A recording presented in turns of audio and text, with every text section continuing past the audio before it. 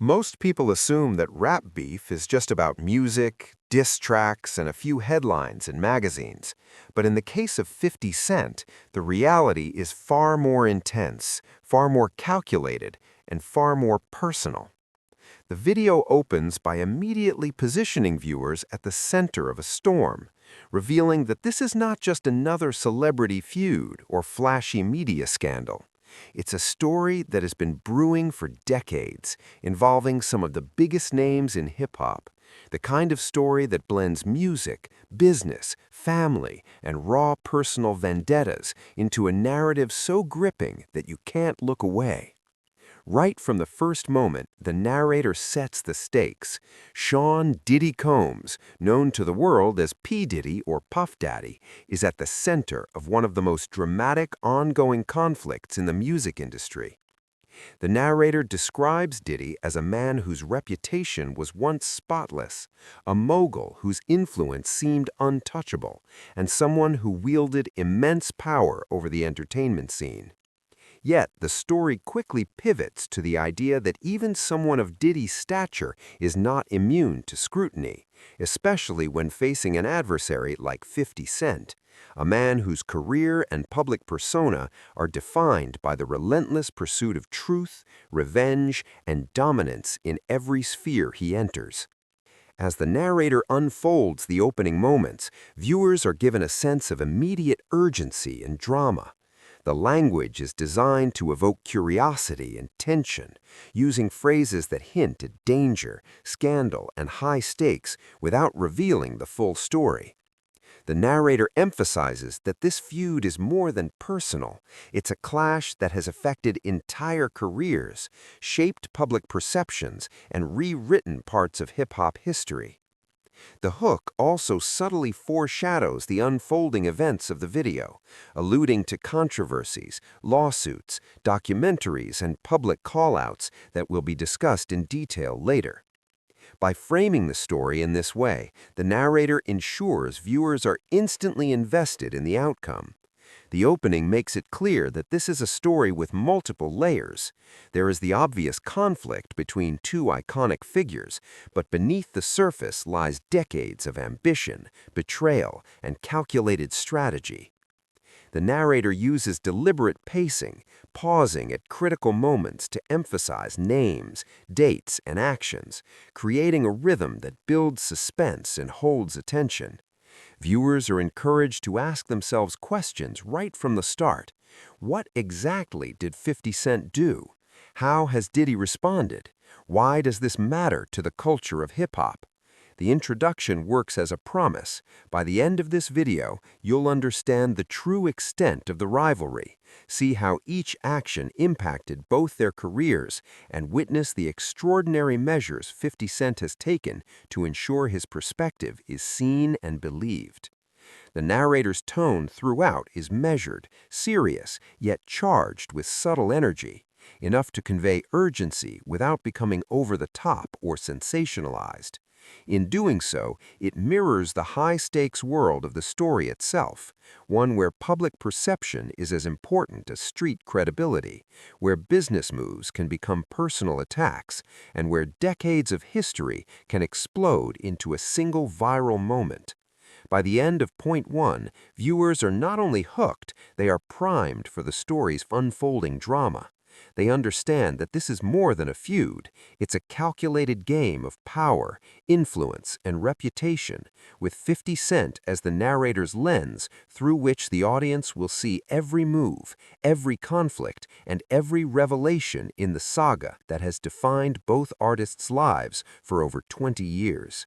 As the story unfolds, the narrator takes us back to the very beginning of 50 Cent's rise in hip-hop, showing that long before the explosive rivalry with Diddy reached its peak, there were critical moments that shaped the man he would become. Curtis Jackson, better known as 50 Cent, entered the rap game in the late 1990s with the kind of intensity and fearlessness that immediately set him apart. From the very start, he approached the industry like a battlefield, treating each song, each performance, and each interaction as a calculated step in building his legend. The narrator emphasizes that 50 wasn't just another rapper chasing fame. He was a strategist, a survivor, and someone whose ambition knew no limits. Early in his career, 50 Cent made it clear that he was willing to take on anyone, no matter how powerful or untouchable they seemed. His 1999 release, How to Rob, became an instant cultural lightning rod. The track wasn't just a song, it was a challenge, a declaration of audacity that called out some of the biggest names in hip-hop, including Diddy himself. The narrator highlights how this early move set the tone for everything that would follow. 50's approach to rivalry was unique. He didn't just diss in songs and disappear.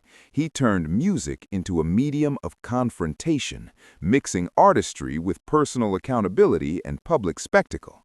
Each line he dropped carried the weight of intention, leaving the audience wondering what would happen next and who would respond. As we dive deeper into these early days, the narrator explains that 50 Cent's career wasn't without danger.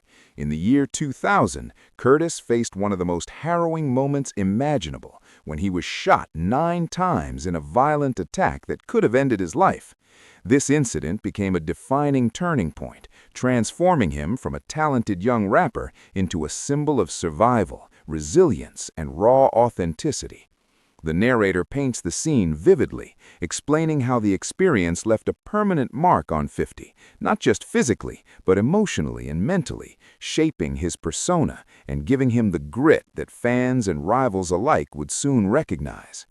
From that point onward, every move 50 Cent made carried an added layer of authority. He was no longer just an ambitious newcomer, he was a survivor, a man who had stared death in the face and emerged unbroken. This narrative context is crucial because it frames his later conflicts, especially with Diddy, not as random or impulsive, but as the calculated actions of someone who knew how to turn every setback into power. The narrator also introduces a key dynamic that would fuel later tensions, the complicated intersection of collaboration and competition. Early in 50 Cent's career, there were moments when he and Diddy's circle overlapped creatively. According to 50, he even ghost-wrote lines and hooks for Diddy's tracks, contributing to songs that would later gain major attention. This revelation is framed as a paradox. Before the feud became public, there was a professional and somewhat collaborative relationship. It's a moment that adds depth to the story, showing that rivalries often have roots in mixed histories of respect, jealousy, and creative collaboration.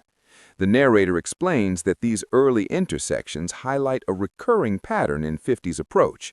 He doesn't hold grudges blindly, but he remembers, calculates, and ultimately ensures that past actions, perceived slights, and professional manipulations are never forgotten.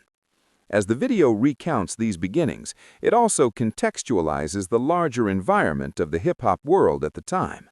The late 1990s and early 2000s were a period of intense rivalry, where East Coast and West Coast tensions, record label power struggles, and personal vendettas intertwined with music, image, and public perception. Every lyric, every handshake, and every business decision had the potential to ignite headlines. Within this framework, the narrator explains that 50 Cent's early provocations, including calling out Diddy and How to Rob, were not only audacious, but also a tactical move that positioned him as someone who could not be intimidated by legacy or status. From the audience's perspective, it's clear that even in these early stages, 50 Cent's narrative was already being written in bold strokes. He was the man who would shake the industry, not just with his music, but with his ability to manipulate attention, turn conflict into content, and dominate cultural conversations. By the end of this segment, the viewer understands that the early seeds of the 50 Cent-Diddy feud were sown not merely through ego clashes, but through a combination of survival, ambition, and calculated provocation. The narrator ensures that we see the trajectory, from audacious newcomer to near-death survivor to rising star with an instinct for both musical innovation and strategic confrontation, all of which set the stage for the decades-long saga that will follow.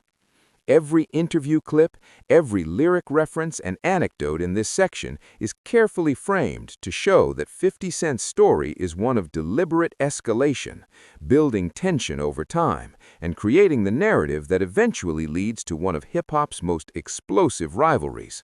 By the conclusion of Point 2, viewers are fully primed. They see 50 Cent not just as a rapper, but as a force of nature, whose rise and the conflicts that accompany it are as much about survival and strategy as they are about music and fame. As the story unfolds, the narrator brings us to a defining moment in 50 Cent's life, one that would not only shape his career, but also forge the persona that fans and rivals alike would come to recognize worldwide. Before 50 Cent became the cultural icon, the unstoppable force in hip-hop, and the master of turning feuds into headlines, Curtis Jackson faced a moment that could have ended everything. The narrator carefully sets the scene. It was the year 2000, and 50 was still emerging as a young artist, trying to carve his space in an industry filled with talent, rivalry, and danger. On a day that began like any other, his life took a dramatic turn when he was ambushed and shot 9 times in a violent attack. This was not just another run-of-the-mill incident. It was a near-death experience that left an indelible mark on Curtis, both physically and emotionally. The narrator emphasizes that the severity of the shooting was almost unimaginable. Bullets tore through his body, and yet, through a combination of sheer luck, resilience, and raw survival instinct, 50 emerged alive. This moment became more than a personal story of survival. It became a cornerstone of his public persona. Fans and the media alike were captivated, and the incident added an immediate layer of legitimacy to his image as someone who had lived the dangers he rapped about. The narrator describes how this traumatic event transformed Curtis's voice, both literally and figuratively. The adrenaline, pain, and shock he endured left a deep, gritty tone in his voice, giving him a distinct sound that would soon become instantly recognizable on tracks and interviews.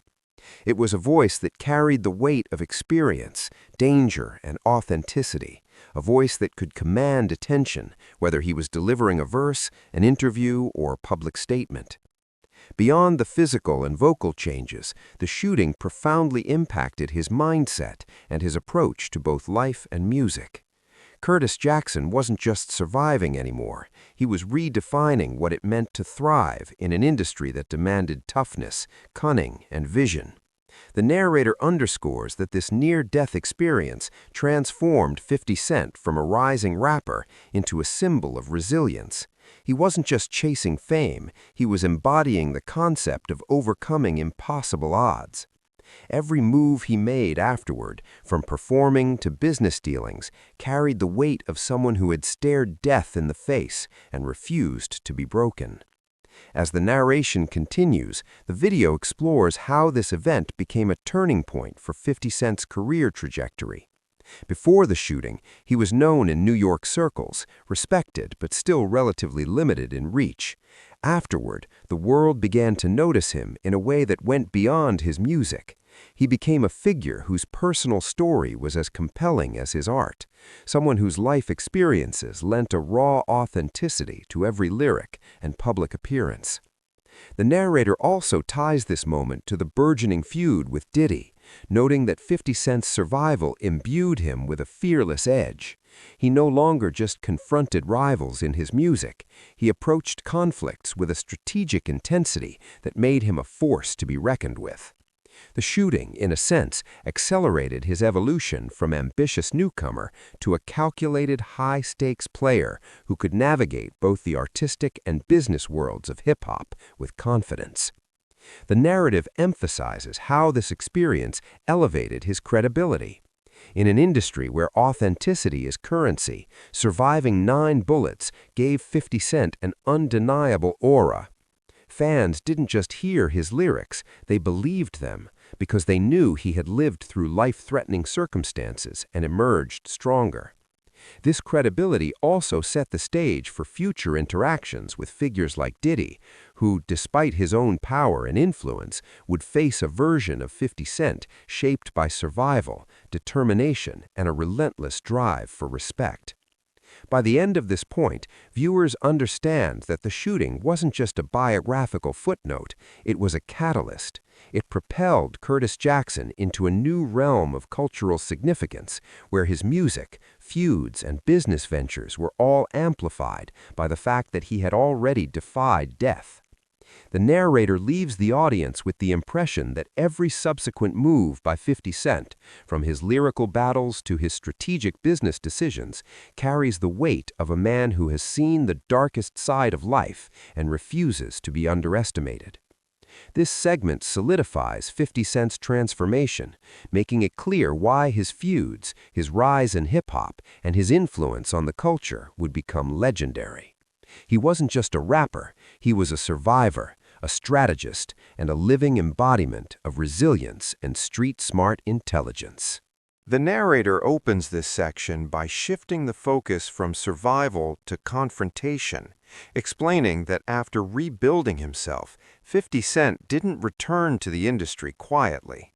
Instead, he came back sharper, more strategic, and far more confrontational. This is where the tension with Diddy truly begins to take shape. The narrator explains that 50 Cent, now armed with newfound confidence and credibility, started openly questioning the power structures of hip-hop. He wasn't just making music anymore. He was challenging narratives, exposing contradictions, and calling out figures he believed represented the industry's hidden politics. Diddy, as one of the most powerful and influential executives in hip-hop, naturally became a target of that scrutiny. The narrator describes how 50's comments didn't always come as direct attacks at first. Instead, they were subtle jabs, sarcastic remarks, and carefully worded statements that planted seeds of controversy. Over time, those seeds grew into a public rivalry that fans couldn't ignore. The narrator emphasizes that 50 Cent understood the media landscape extremely well.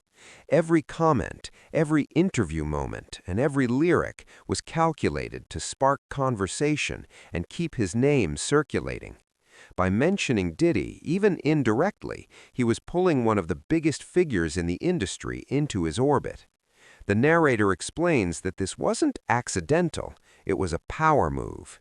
In hip-hop, attention is currency, and 50 Cent knew that challenging someone at Diddy's level would instantly elevate the stakes.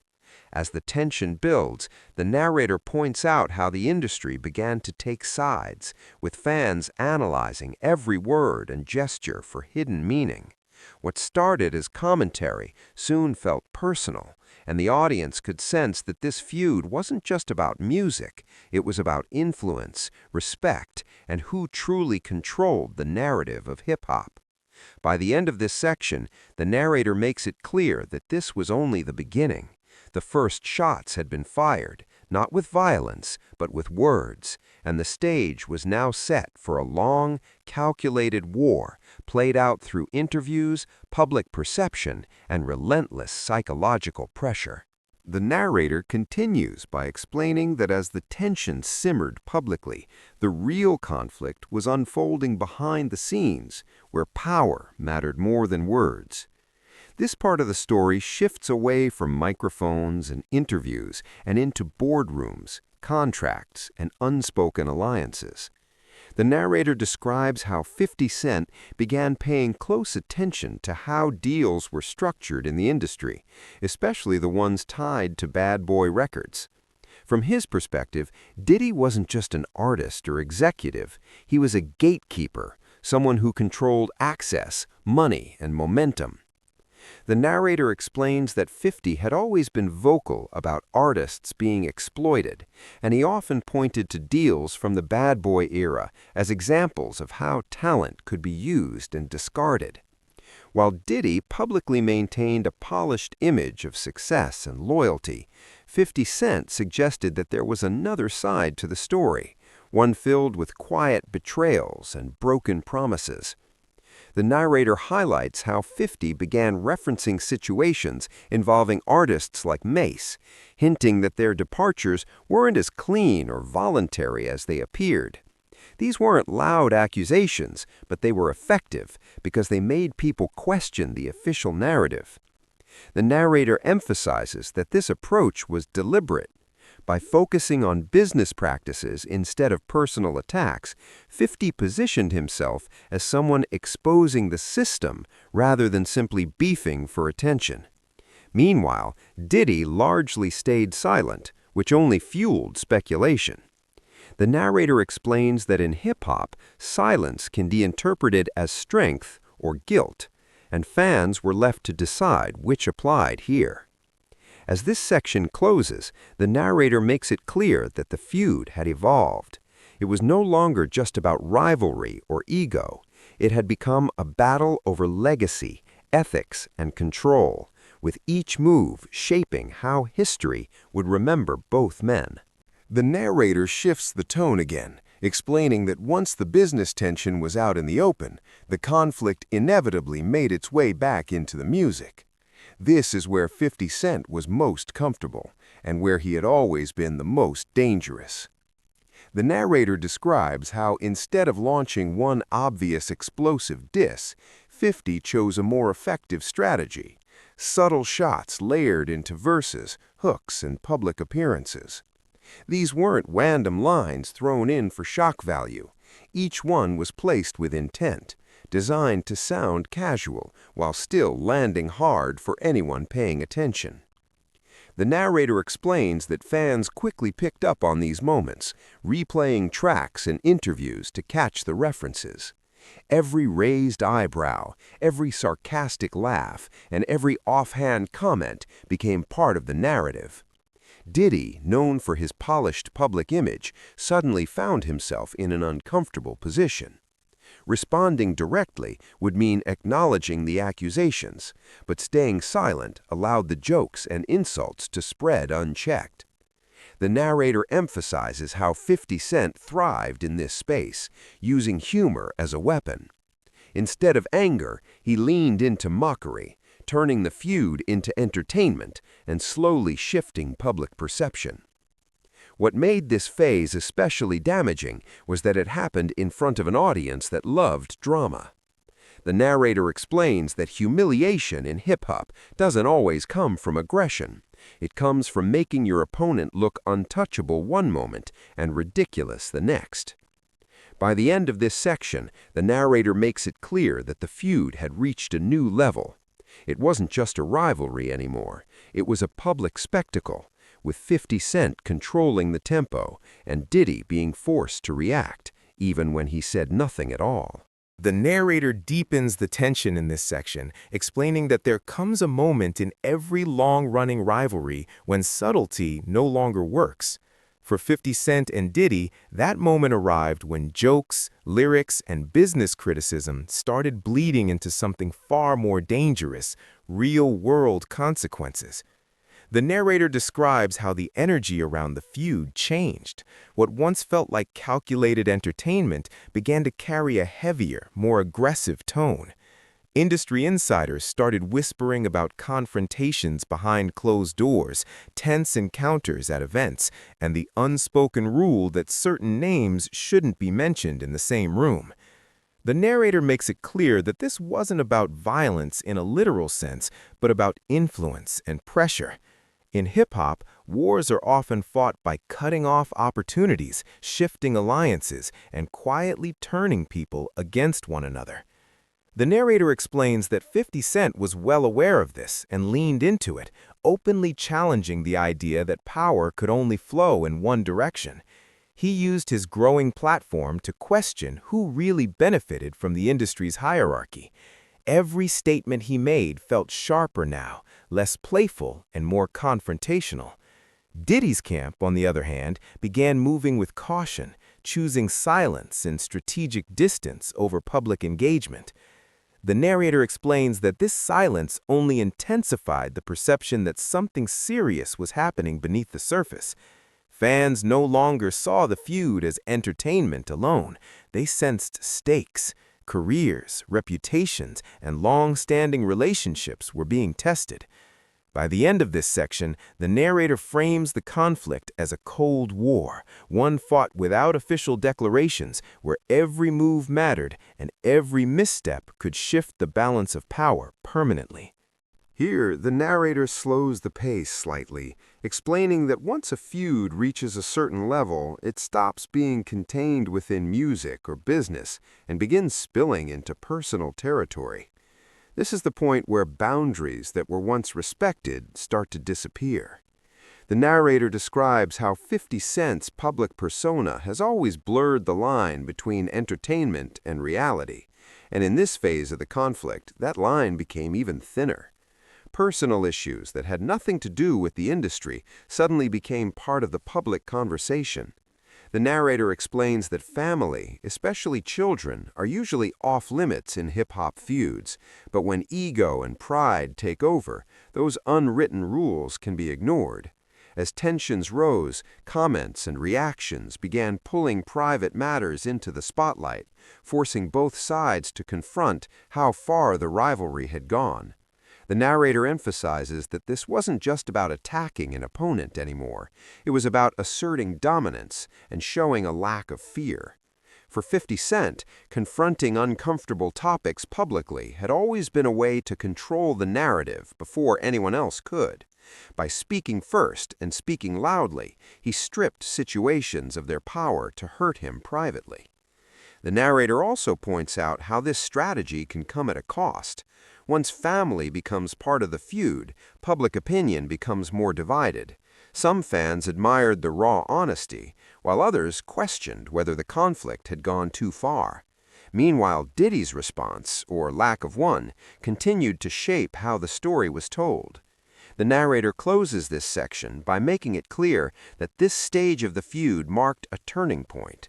What began as competition and criticism had now become deeply personal. And once that line is crossed, there is rarely a clean way back.